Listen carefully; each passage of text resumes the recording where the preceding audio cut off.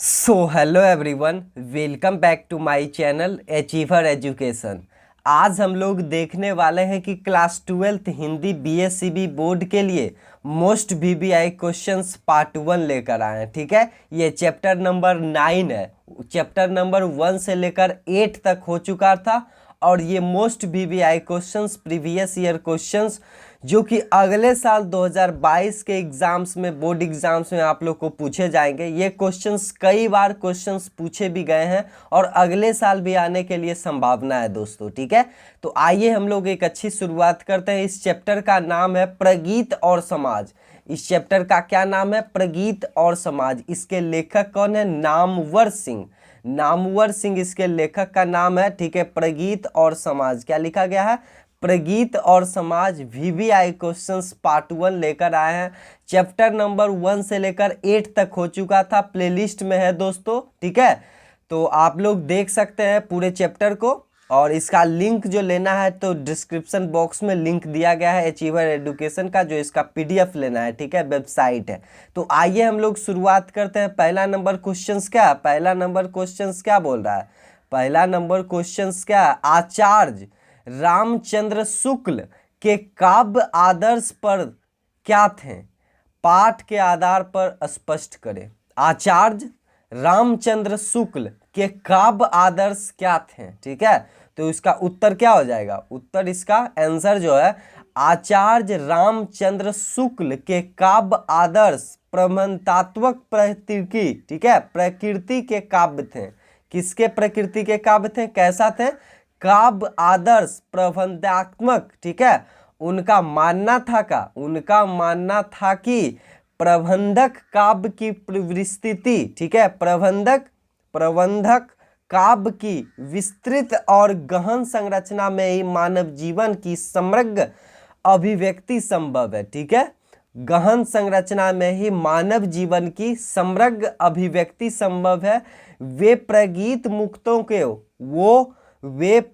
मुक्तकों को जीवन की विविध को धारण न करने पाने की उनकी क्षमता की वजह से आदर्श काव्य मापदंड के रूप में अस्वीकार करते हैं। किससे स्वीकार करते हैं? मापदंड के रूप में अस्वीकार करते हैं दोस्तों। ठीक है, तो ये सब्जेक्टिव टाइप्स क्वेश्चंस है। ठीक है, लेकिन इसमें बहुत सारे ऑब्जेक्टिव क्वेश्चंस भी आपको मिल जाएंगे। जैसा कि देखिए, एक बार फिर से हम लोग शुरुआत करते हैं इसको, ये क्वेश्चंस को फिर से लेते हैं। ठीक है, क्या लिखा गया है देखिए। आचार्य रामचंद्र शुक्ल, कौन थे? आचार्य रामचंद्र शुक्ल के काव्य आदर्श क्या थे? काव्य आदर्श उनका क्या था? ठीक है, तो पाठ के आधार पर यह स्पष्ट कीजिए। तो आचार्य रामचंद्र शुक्ल के काव्य आदर्श प्रबंधात्मक प्रकृति के काव्य थे। कैसा प्रकृति के काव्य थे? प्रबंधात्मक प्रकृति के काव्य। कौन? रामचंद्र शुक्ल। देखे ना ऑब्जेक्टिव टाइप्स क्वेश्चन, देख रहे हैं ना? रामचंद्र शुक्ल कैसे? प्रबंधात्मक प्रकृति के काव्य थे। ठीक है, उनका मानना था, उनका कैसा मानना था? ऑब्जेक्टिव में आ जाएगा, प्रबंधक काव्य की विस्तृत और गहन संरचना में ही मानव जीवन की समग्र अभिव्यक्ति संभव है। किसमें अभिव्यक्ति संभव है? मानव जीवन की समग्र अभिव्यक्ति संभव है। किसमें?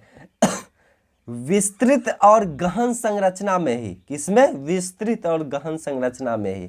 ठीक है, उसके बाद क्या लिखा गया? वे प्रगीत मुक्तों को जीवन की विविधताओं को धारण न कर पाने में की उनकी क्षमता की वजह से आदर्श काव्य के मापदंड के रूप में अस्वीकार करते हैं। कैसे स्वीकार करते हैं? आदर्श काव्य के मापदंड के रूप में अस्वीकार करते हैं। स्वीकार नहीं करते हैं, अस्वीकार करते हैं। ठीक है, दूसरा नंबर क्वेश्चंस देखिए। दूसरा नंबर क्वेश्चंस क्या है? दूसरा नंबर क्वेश्चंस है कला। ठीक है, कला के लिए सिद्धांत क्या है? या कला के लिए इस उक्ति को स्पष्ट कीजिए।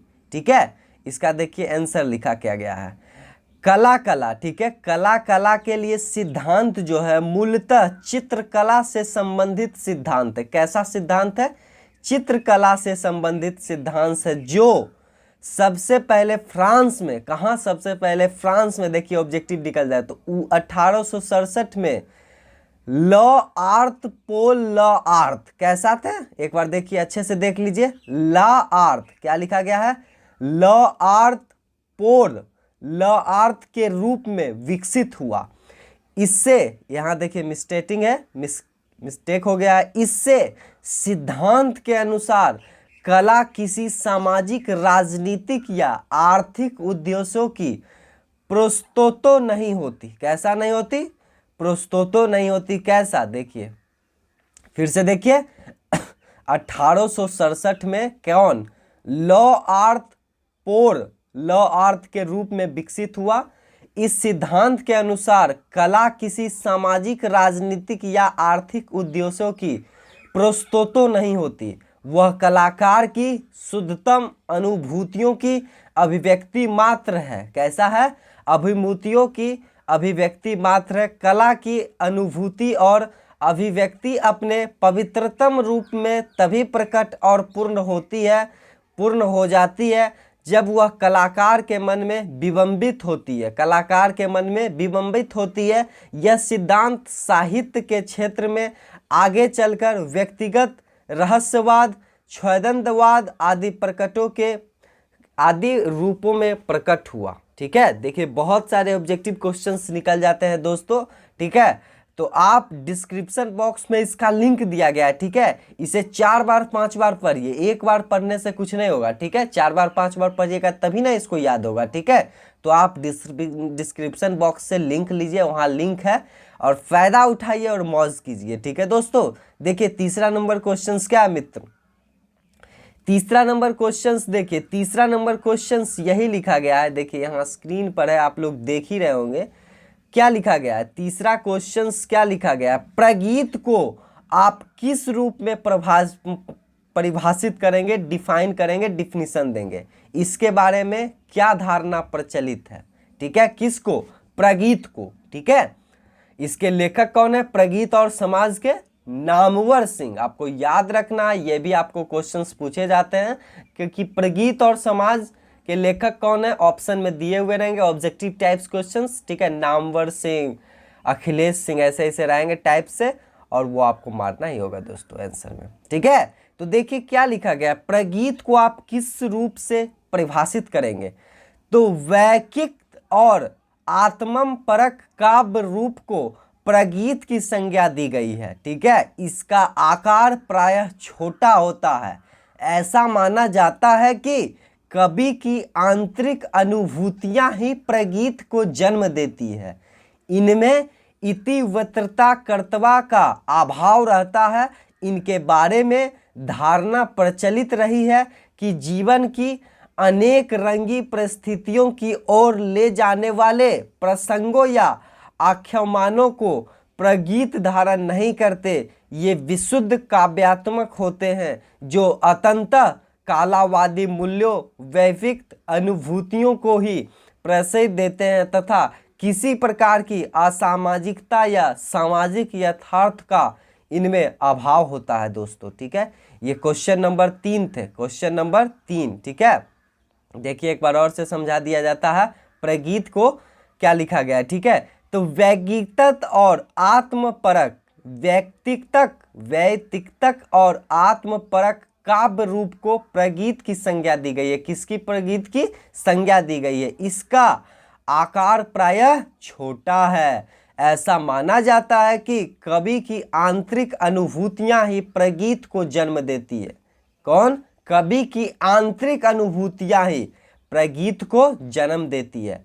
इनमें इतिवृत्तकर्ता का अभाव होता है। ठीक है, इसके बारे में धारणा प्रचलित रही है कि जीवन की अनेक रंगी परिस्थितियों की ओर ले जाने वाले प्रसंगों या आख्यानों को प्रगीत धारण नहीं करते। ये विशुद्ध काव्यात्मक होते हैं जो अंततः कालावादी मूल्यों, वैविक अनुभूतियों को ही प्रश्रय देते हैं तथा किसी प्रकार की असामाजिकता या सामाजिक यथार्थ इनमें अभाव होता है। ये बहुत ज़्यादा अच्छे कहानी है।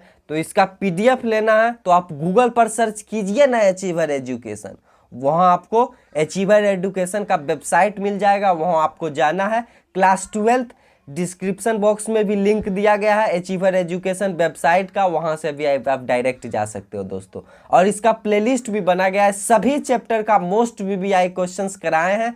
इसके बाद होगा सब्जेक्टिव टाइप्स क्वेश्चंस तो हो ही जाएगा, उसके बाद ऑब्जेक्टिव टाइप क्वेश्चंस होगा, उसके बाद धीरे धीरे सभी क्लास सभी चैप्टर का होगा दोस्तों, ठीक है। तो इसको सब्सक्राइब कर लीजिए चैनल को, लेटेस्ट अपडेट्स पाने के लिए। ये बिहार बोर्ड के लिए बेस्ट चैनल है, ठीक है। तो आज के लिए इतना ही, बहुत बहुत धन्यवाद।